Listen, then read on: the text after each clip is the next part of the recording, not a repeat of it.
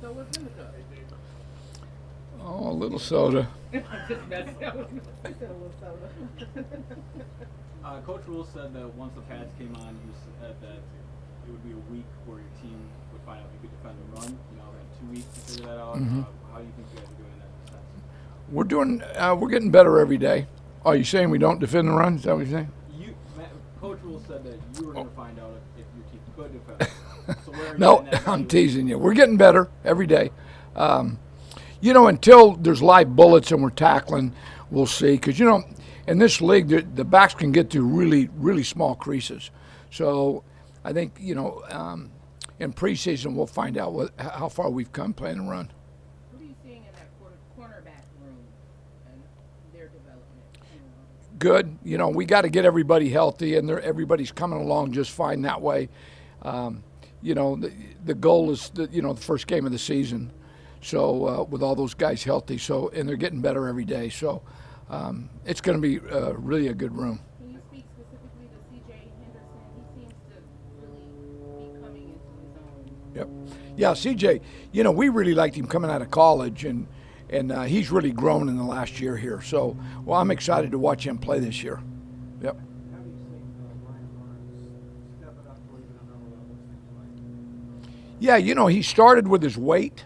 He's gained 10 pounds to help him with the power and his rush, and he's setting the edge better in the run game. So, Brian, I think, with the success he had last year, he just wants more. So he's doing a nice job that way.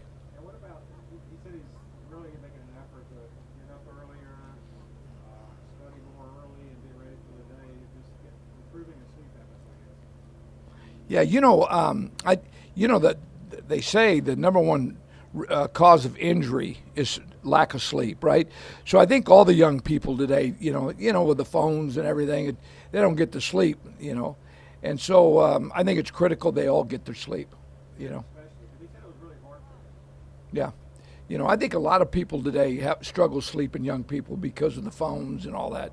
So, but they need to get that sleep if they're going to function properly at this level.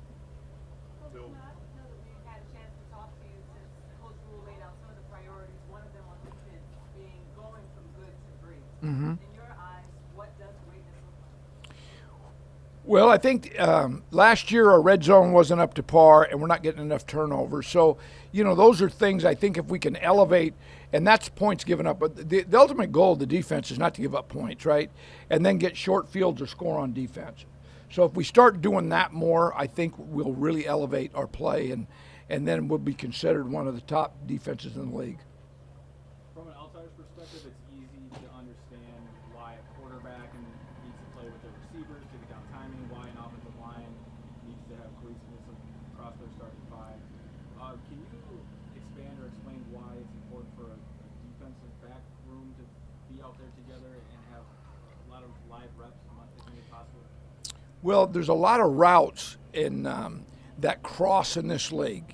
Go from one side to the other, and if you're playing any types of zone, you have to pass all that stuff off, and it's at different levels, and you got to communicate. So you've got to do that together and learn how to do that. So and that's the big thing. Man to man, it's not that important, but all the zone stuff, you have to learn how to communicate. So so it's really important they play together.